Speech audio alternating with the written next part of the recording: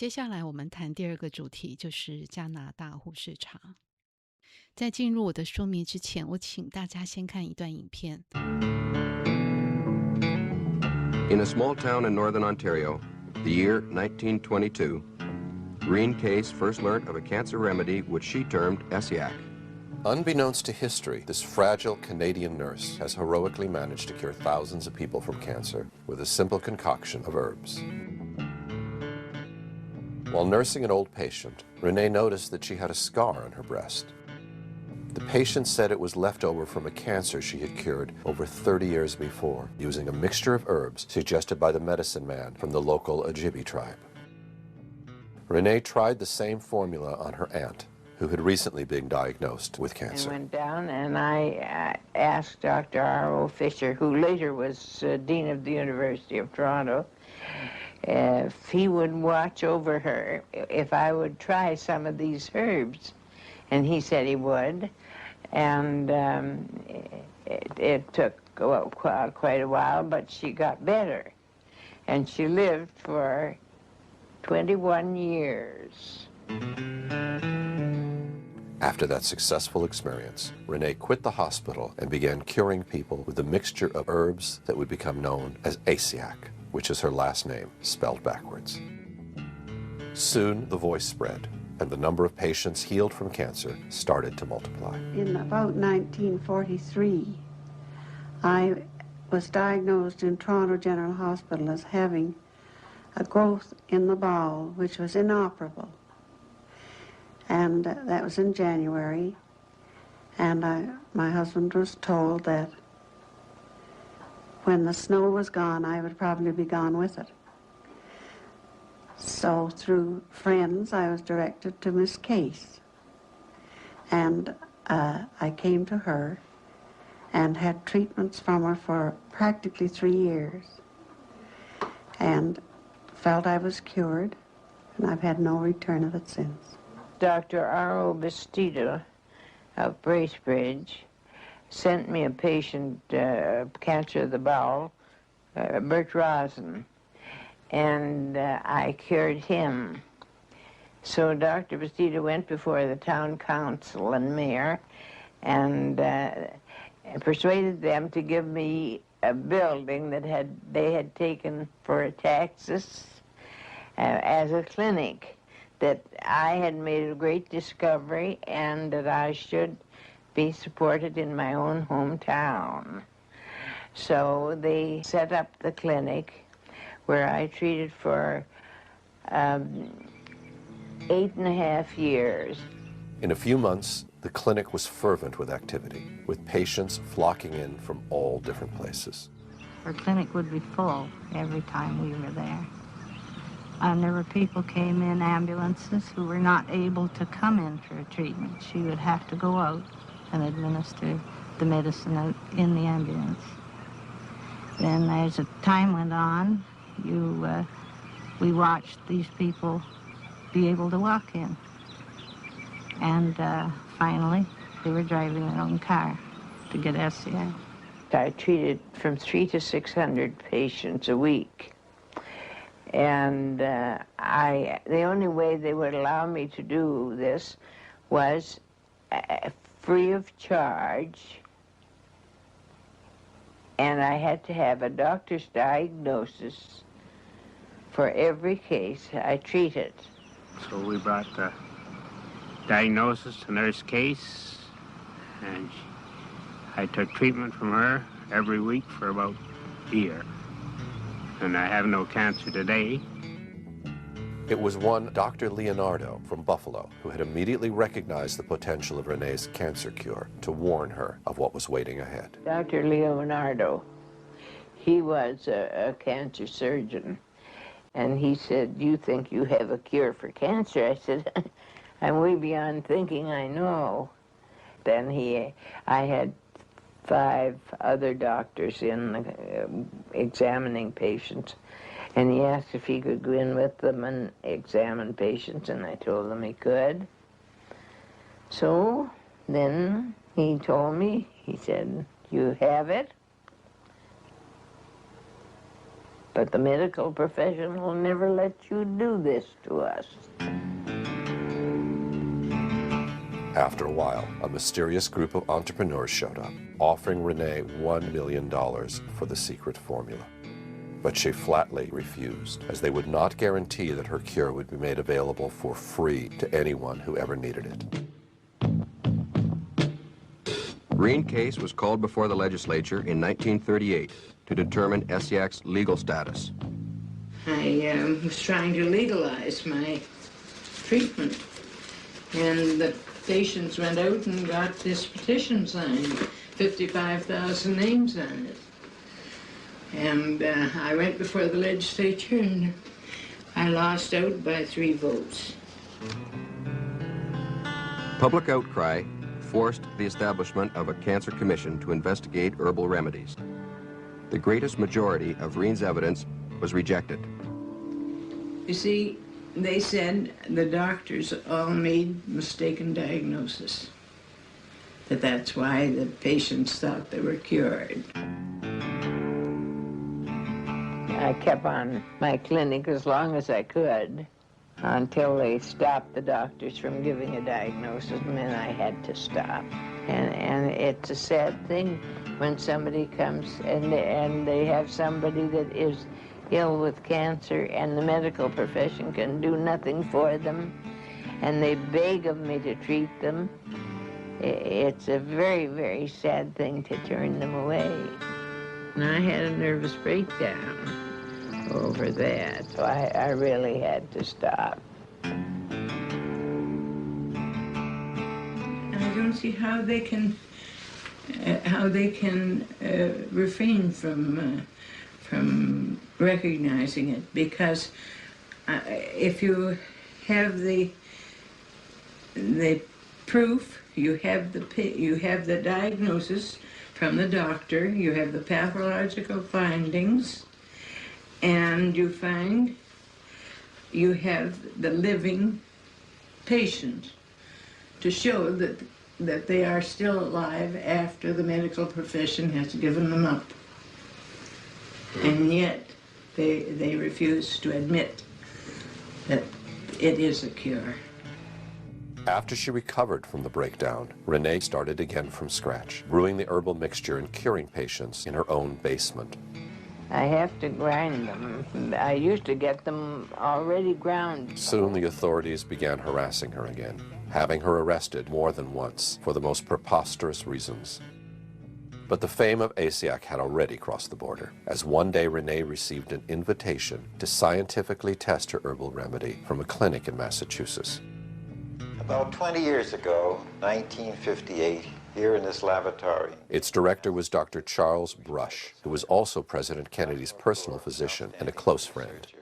Undertook to study the effects of a drug or an herb called Essiak. And we found that it was non-toxic and did have effects and help in the treatment of cancer. And as a result of this... At that point, Dr. Brush recommended Essiak to be tested for toxicity in order to be approved by the FDA as a possible cancer cure.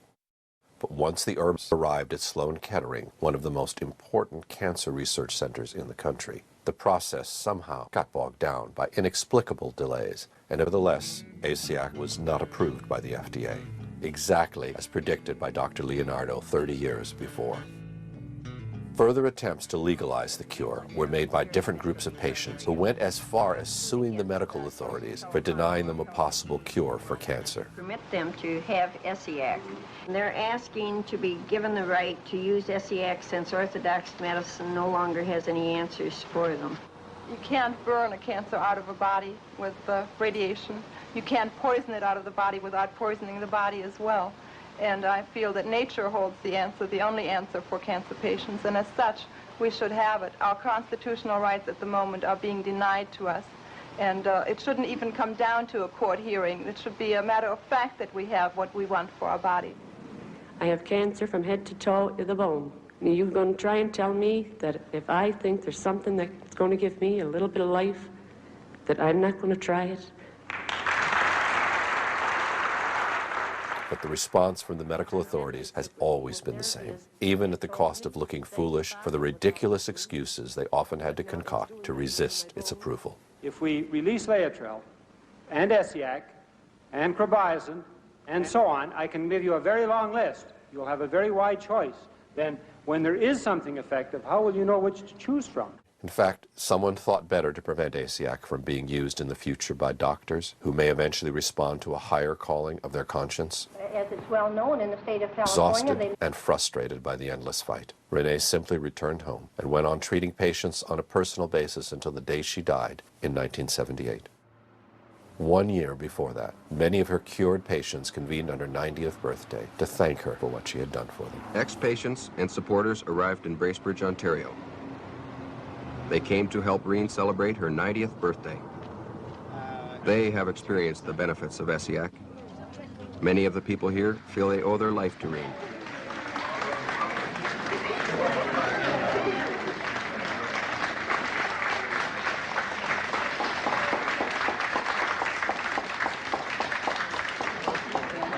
remember they brought the two ladies up to you that day in the house.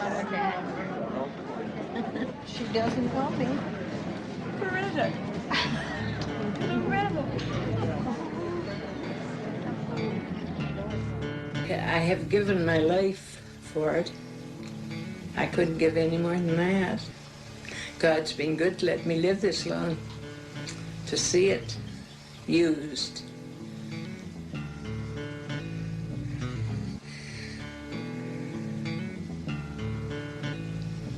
And used by people. 这段影片是我在2022年无意间在网络上看到一位护士的故事，加上一个癌症的草本饮料，兴起我一个很大的好奇心。我花了一点时间找寻所有有关于加拿大护士的资料，那么有一本是中文书，其他的几乎都是原文书。这10本著作都不是这位加拿大护士自己写的，都是由其他人来写出他的故事的。在这边我跟大家分享几本比较有代表意义的书籍哈。那第一本叫做 The Essiac Report，这一本的次标题写着加拿大卓越的未被知晓的癌症疗法，1993年出版。唯一的一本中文书《加拿大护士茶》是一位香港的中药师所写的，他的次标题叫做《成功治疗癌症慢性病的神奇配方》，1996年出版。第3本叫做 Essiac， 一种天然草本癌症疗法，1996年出版。第4本是中文叫做《希望的诊所》，是 Renee 与护士茶的故事，2004年出版。最后这一本是我要用 Essiac 活下去，跟每一位正在与癌症奋战的人，帮助其他癌友或想要预防癌症者，这是 Essiac 的真相，2012年出版。接下来这一本的书名就很令人感动，它的中文翻译过来叫做《天使的呼召》。是 Renee 真实的故事与印第安草本癌症的自然疗方，1998年出版。不仅是这么多的书籍在记录一位平凡的护士活出了不平凡的人生，甚至在当时100年前，在加拿大或者是北美的所有的媒体、报章、杂志都有相当多的报道这位护士的故事。接下来我跟大家分享一下，在当时100年前，报章、杂志及媒体如何报道这位不平凡的护士及他的草本茶艾希亚克。这篇报道是有关于美国艾玛卡森医生调查癌症诊所的报告，1937年。在内文他提到了，他确信凯西小姐已经发现了对全世界非常重要的癌症治疗方法。卡森医生说，他发现了一些惊人的病例。他呼吁政府认可 Renee 的工作。我自己亲眼所见，但若安大略省医学委员会仍然无动于衷，这将是反对文明的犯罪。这是1977年《Homemakers》的杂志报道，在当时加拿大的这篇杂志的编辑听说了一个很棒的故事，因此他们指派了一个带有怀疑心态的记者团来进行调查。在接下来的6个月中，他们发现的事情引起他们的态度发生深刻的改变。这篇报道的篇幅长达21页，并且在后续3期的杂志继续做追踪报道，时间长达8个月。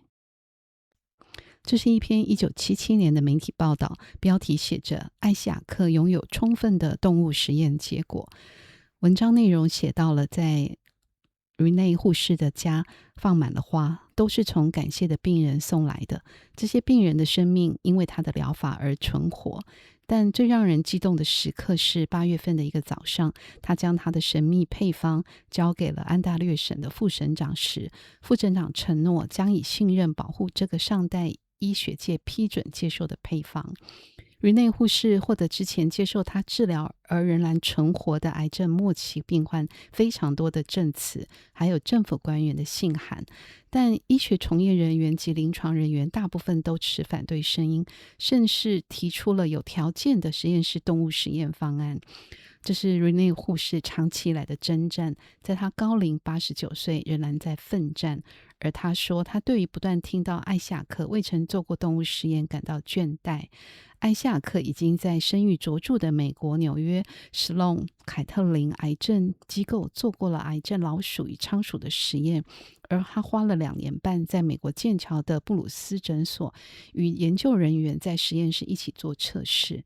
他们的结论是，艾希亚克疗法实质减少了强悍癌细胞的增长，维持癌症患者活得更久，比任何医学界曾做过的活得更久。更甚者，所有染癌的老鼠未曾用艾希亚克治疗都死了。这篇专访的医生就是写了《天使的护照》这本书的作者Gary Groom 医生。他在专访中描述艾希亚克草本茶是一个神奇的子弹来对抗癌症，也是一个奇迹的癌症的药物。这个媒体报道是1995年。好，Renee 护士是1978年过世，所以即使她过世了10几年，仍然在媒体上占有非常重要的地位。在文章中，他提到了，就是从我们搜集所有的资讯来看，艾希亚克可以延长他们的寿命，并且舒缓他们的痛苦，有能力可以提升免疫系统，让身体找回活力。这篇是揭露了1996年替代疗法期刊里面的一个文章，它的标题就是艾希亚克超过70年的成功的故事已经被记录超过70年，但直到最近，加拿大的医生才开始接受 ASIC 作为与癌症对抗的替代疗法。现在大家看到的这一页是我找到的一个网站，网站的创办人也是 Renee 护士茶的使用者，他决定要将 Renee 护士这100年以来的所有的资料都保留了下来，甚至将所有接受过 Renee 护士治疗过的癌症患者的原始文件全部分门别类的列在这个网页里面，资料非常的完整。这里留存的癌友的案例呢，不只是100年以前 Renee 护士所有治疗的癌症病人的证词、医生的诊断证明、医生的处方签所有的资讯，甚至包括近期的，现在大家看到的这一张就是2015年一位头皮鳞状细胞癌及慢性血癌的患者，他在使用护士茶之后疗法前后的一个相片资料。在我充分认识了加拿大护士 Renee 的故事之后，我的内心是深受感动的。我认为 Renee 的故事不应该被历史遗忘，因此我设立了一个中文网站，尽量将所有原文的资料在这边翻译成中文。我希望大家可以多了解 Renee 跟 ASIC 的传奇故事。在网站内容呢，也充分的呈现护士茶的组成成分，跟它每个成分在医疗上有做过的临床验证。在跟各位分享前面所有的讯息之后，我目前的感受是，我已经没有办法再多说任何一句多余的话了。一位单纯的护士，一个单纯的草本，奋战了50年，到目前为止，很庆幸的，他没有被历史遗忘。我们今天重新认识他，那我们应该怎么做呢？实际体验是验证真理的唯一方式。谢谢大家，很高兴跟大家分享加拿大护士茶，谢谢。